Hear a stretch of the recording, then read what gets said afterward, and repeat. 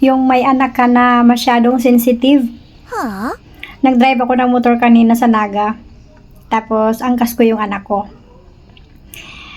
May checkpoint pala doon. Hinarang ba naman ako pinara ako ng pulis, sabi sa akin Ma'am, tabi ka muna. Ayan, di huminto ako. Sabi ba naman magandang gabi, ma'am. Sabi ko, oy, sir, magandang gabi din po. Then, hinubo ko na yung helmet ko. Tapos, bumaba yung anak ko. Sabi ba naman.